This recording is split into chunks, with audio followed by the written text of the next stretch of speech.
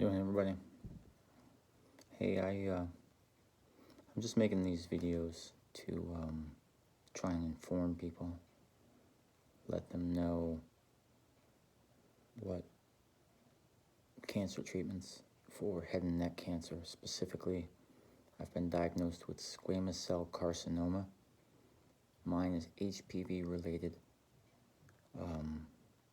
It's a tumor at the base of my tongue. It's very common. I'm age 53, and I had no warning signs of this happening. HPV is really not detectable other than biopsies. And what happened to me was my tonsils swelled up and would not go down with antibiotics or steroids. It would go down and then come back up.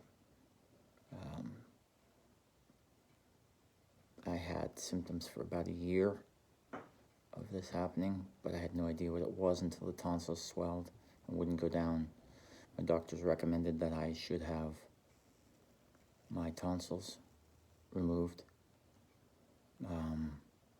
It's quite a lengthy process between the guessing and the trial and error with antibiotics and steroids.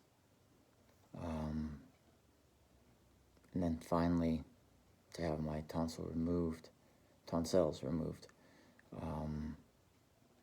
I had that done in May of 2023. And 2 days after, my surgeon called to let me know that I was positive for squamous cell carcinoma, HPV related. And my journey begins. So I decided to do some research to find out what I was looking for, or looking forward to. And I found some videos that were very helpful on YouTube. But I needed to know more information, and I wanted to get more of an idea of what it was that was going to happen. I'm not gonna lie, I was scared. So I decided to make these videos to try and help someone else out there that may be diagnosed with the same thing or similar, or a family member. Give them some insight as to what is going to happen. For me, I have 35 proton and radiation treatments.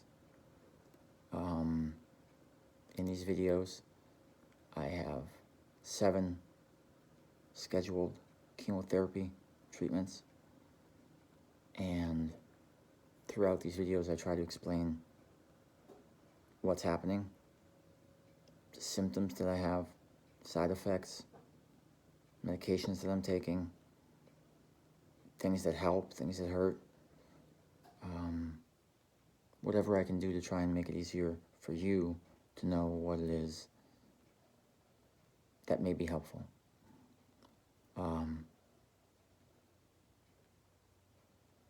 I have had my treatments at University of Penn Hospital in Philadelphia, which is a great hospital.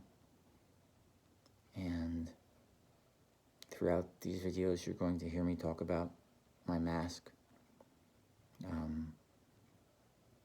And that's the first hurdle to get through with this whole process. So,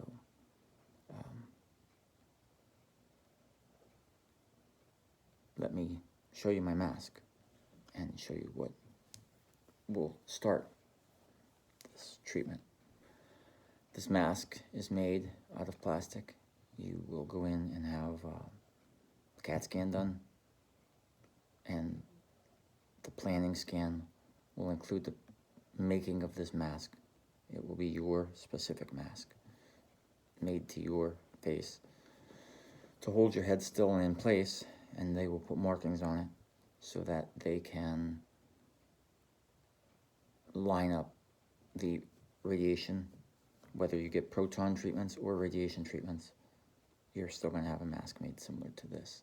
Some of them come down lower, and some of them are like this. So without further ado, let me show you the mask.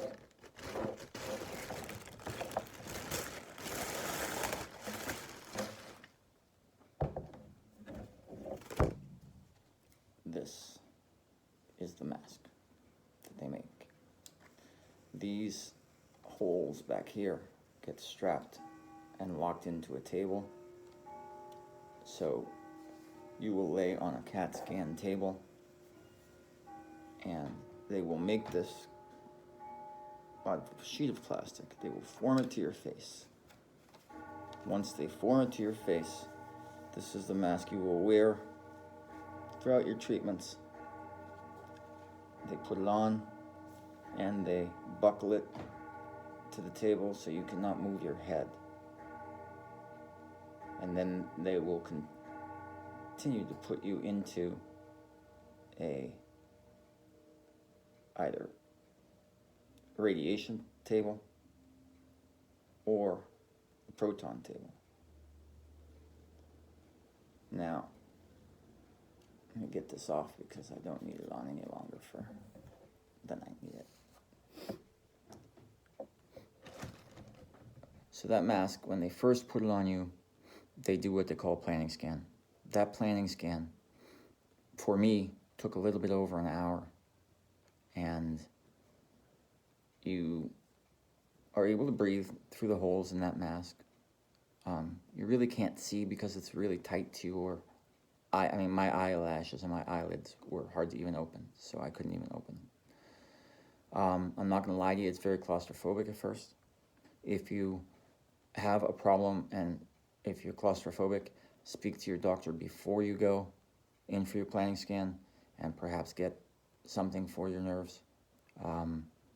I personally don't like drugs, so I wouldn't have taken it even if I'd known. But proton treatments are approximately 30-35 minutes each, and you will have that mask on for that long while you're in the proton machine. Radiation treatments are much faster if you're doing just regular radiation.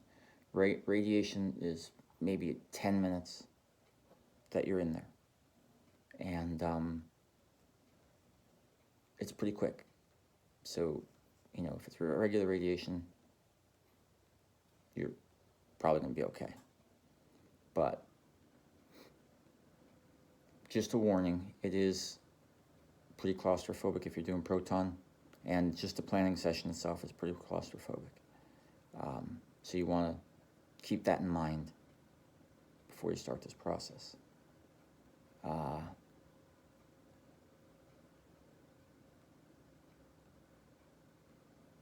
The other thing I want to let you know is if you are going to be starting these treatments, and if it involves radiation, proton or radiation, and chemotherapy, chances are you're going to lose weight. You are going to have a hard time trying to eat. If you can build up your weight before you start, I would highly recommend it.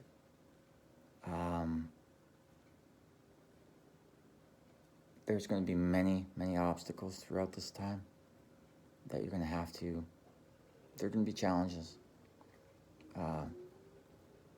Cisplatin is the drugs that the chemo drugs that I got, and it was tough.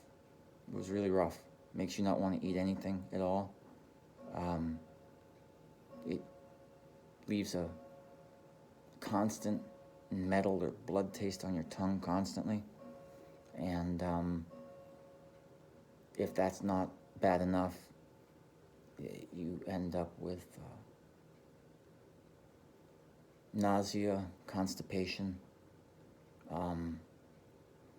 But the biggest hurdle with the cisplatin and the chemotherapy is the absolute desire not to eat. That was my biggest hurdle. and not just mine, other people that I've been in treatment with. And in addition to that, if that's not bad enough, people with head and neck cancer that are going to get radiation treatments like mine,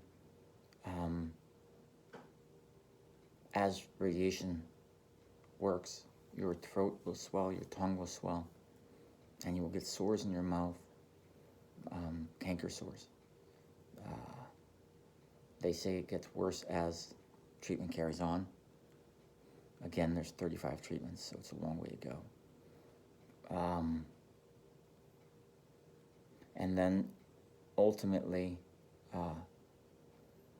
as I said, your throat gets very dry and sunburned, and then inside your mouth, those sores, it's very difficult. You can't eat anything that's acidic, or sometimes even cold water will just go right through your brain. Just the pain is undesirable. Throughout this video, I'll try to show you what I did and what I've tried to do to take care and stay ahead of the pain. And I just basically want to help people understand it a little better, and then try to give you, like I said, a better understanding of what's going to happen, what to look for, and not to be afraid. That's important. I believe that the more knowledge that you get, the easier it is to do something, the more you know about it. So I'm trying to provide you with that. And I hope it helps. I don't know how well I'm going to be at handling all of this, but I will try to provide you with as much information as I can, just to try and help you, because I know it's going to be difficult. All right? So,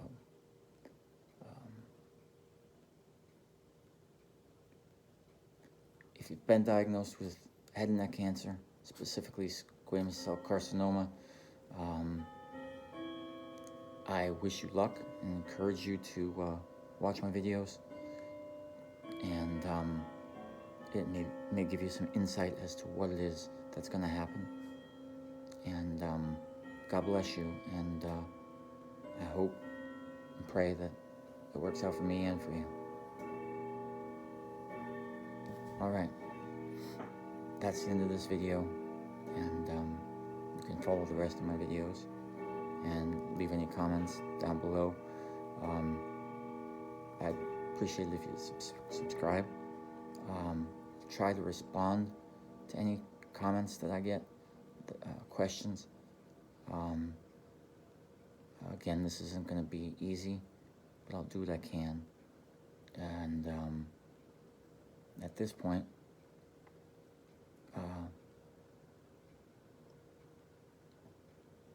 let's enjoy the ride and see what we can get. All right? Peace out.